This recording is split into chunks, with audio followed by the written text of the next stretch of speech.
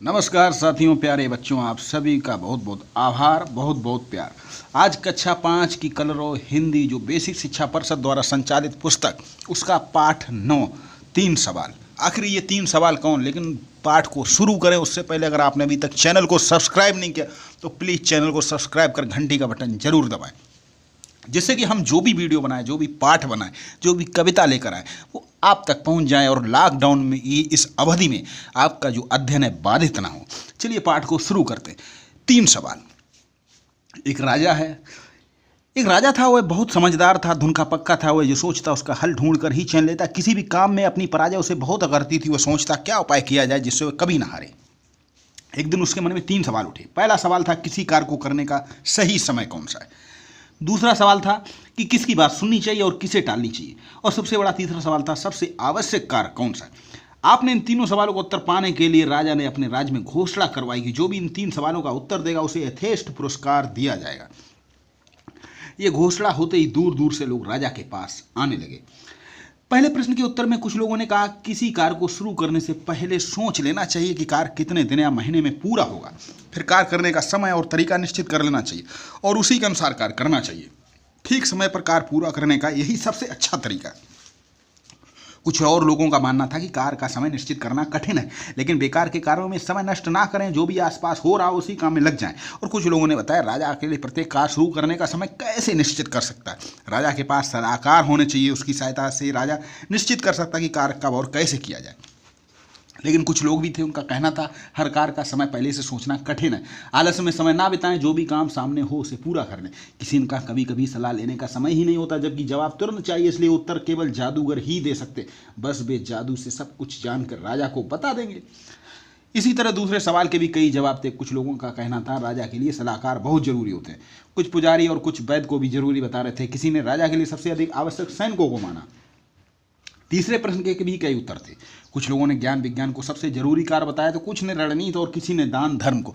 जैसे आज भी ये लोगों के अंदर ये बात होती है कि श्रेष्ठ कौन है, धर्म या फिर विज्ञान, लेकिन सबकी अपनी अपनी महत्ता होती है और धर्म भी एक विज्ञान का ही रूप होता है। इसी तरह लोगों ने अपने अपने विचार प्रस्तुत किए। सारे उत्तर अलग अलग थे। राजा को एक भी उत्तर सही नहीं लगा। राजा ने सुना था कि पास के जंगल में वर्षों से एक साधु तप कर रहे हैं, वे केवल साधारण जनों से मिलते हैं। उनके कार्य, उनके ज्ञान की चर्चा दूर दूर तक थी। अपने सवालों का जवाब पाने के लिए राजा ने उनसे मिलने का निश्चय किया। दूसरे दिन राजा ने राजसी वस्त्र उतारकर साधारण कपड़े पहने, कुछ अंगरक्षकों को साथ ले लिया। घोड़े पर सवार होकर राजा जंगल की ओर चल दिया। काफी देर बाद पेड़ों के झुरमुट में उसे साधु की झोपड़ी दिखाई दी। राजा घोड़े से उतर गया। उसने अंगरक्षकों को वहीं खड़े रहने का आदेश दिया और पैदल ही साधु के पास पहुंचा। राजा ने देखा साधु बड़ी लगन से झोपड़ी के सामने ही जमीन खोद रहे थे। उनका शरीर दुबला पतला था। कुदाल से खोदते समय वे जोर जोर से सांस ले रहे थे।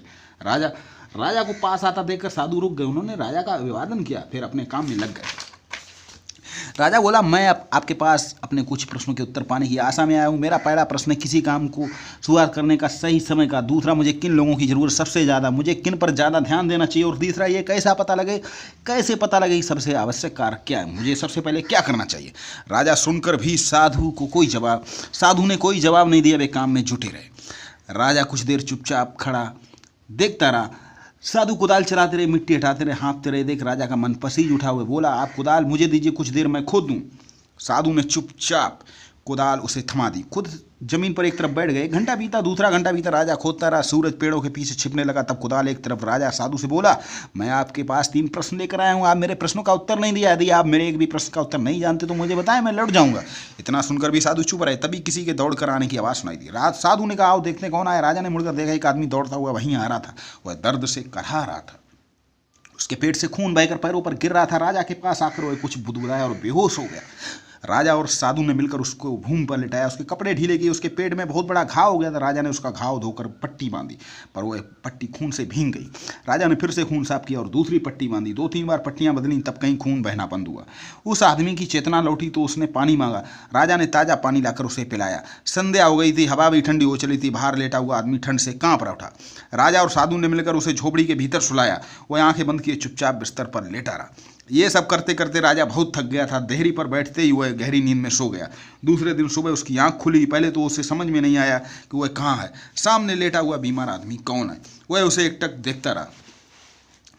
धीमी आवाज में उस आदमी ने राजा से कहा, मुझे माफ कर दीजिए राजा। पहले तो अचकचाया, फिर बोला, मैं तुम्हें नहीं जानता, तुम मुझसे माफी क्यों मांग रहे हो? आप मुझे नहीं जानते, मैं आपको जानता हूँ, मैं आपका शत्रु हूँ। आपने मेरे भाई को फांसी की सजा सुनाई थी, उसकी संपत्ति जब्त कर ली थी, मैंने तभी आपसे प्रतिशोध लेने की कसम खाई थी, प्रतिशोध यानी कि बदला। मुझे मालूम हुआ आप साधु के पास अकेले हैं, मैंने सोचा जब आप वापस लौटेंगे तो मैं आपकी हत्या कर दूंगा, लेकिन पूरा दिन बीतने पर भी आप नहीं लौटे। जब मैं आपको खोजता हुआ एक तरफ आ रहा था, आपके अंगरक्षकों ने, अंगरक्षक जो मदद के लिए होते हैं, सिपाही सलाह जो राजा के साथ रहते हैं, मुझे पहचान लिया। उन्होंने मुझे मारने की कोशिश की पर मैं बच गया। अगर आपने मेरी मरहम पट्टी ना की होती तो मैं मर ही गया होता। आपने मेरी जान बचाई, अगर मैं जीवित बचा तो आपने चाहा तो जीवन भर आपकी सेवा करूंगा, मुझे क्षमा कीजिए। सारी बात सुनकर राजा बहुत खुश हुआ। उसने सपने में भी नहीं सोच रहा था कि शत्रु इतनी आसानी से मित्र बन सकता है। राजा ने उसे क्षमा कर दिया, उसे विश्वास दिलाया कि लौट कर वह उसकी देखभाल का पूरा इंतजाम करेगा। राजा झोपड़ी से बाहर आया, साधु के पास जाकर बोला, मैं अंतिम बार आपसे अपने सवालों का हल मांग रहा हूँ। साधु घुटनों के बल बैठे उन क्यारियों में बीज बो रहे थे जिन्हें कल तैयार किया गया। साधु ने सिर उठाकर राजा से कहा, राजन, तुम्हें तुम्हारे सवालों का जवाब मिल गया। राजा हैरान हुआ, उसने कहा, मैं समझा नहीं। साधु बोला, क्या तुम्हें मालूम नहीं? तुम समझ नहीं सके। अगर कल तुम्हारे मन में मेरे लिए दया ना आई होती तो तुम चले गए होते। तुमने ये क्यारियां तैयार ना की होती तो राम ये आदमी तुम पर हमला करता। मेरे पास ना रुकने के लिए तुम पछताते। जब तुम क्यारी तैयार कर रहे थे, बड़ी समय सबसे सही समय था। तब सबसे महत्व का काम आदमी मैं था। उस समय मेरा काम सबसे जरूरी काम था। जब वो आदमी दौड़कर हमारे पास आया और हमने उसकी मरहम पट्टी की, वही सबसे सही समय था। अगर तुम उसकी मरहम पट्टी ना करती तो उसकी मृत्यु हो जाती। इसलिए उस समय वही सबसे महत्व का आदमी था। तुमने उसके लिए जो भी किया उस समय वही तुम्हारा सबसे जरूरी कार्य था। याद रखना, सबसे सही समय वही होता है जब हमारे पास किसी भी तरह की शक्ति होती। सबसे महत्व का आदमी वह होता है जिसके साथ हम होते हैं। कोई नहीं जानता कब क्या होगा। सबसे जरूरी काम है अपने सामने संकट में पड़े आदमी की सहायता करना। हमें जीवन इसलिए मिला कि दूसरों के काम आए, इसी में जीवन की सफलता है। इतना कहकर साधु चुप हो गए। साधु का उत्तर पाकर राजा को संतोष हुआ। राजा ने आदर से उनको प्रणाम किया और उनसे विदा लेकर अपने महल की ओर चल पड़ा। लियो टॉलस्टॉय। साथियों, बच्चों, कहानी अच्छी लगी हो, हमसे जुड़ना हो तो प्लीज़ चैनल को सब्सक्राइब करें। हम इसी तरह आपके लिए सब कुछ पठन सामग्री लाते रहेंगे, जैसे कि इस लॉकडाउन में आपकी अध्ययन शिक्षा बाधित ना हो। ये पाठ लियो टॉलस्टॉय प्रख्यात रूसी लेखक थे जिन्होंने लिखा था, और इनको महात्मा गांधी जी बहुत पढ़ते थे, इनके उपन्यासों को, इनकी शिक्षाओं को।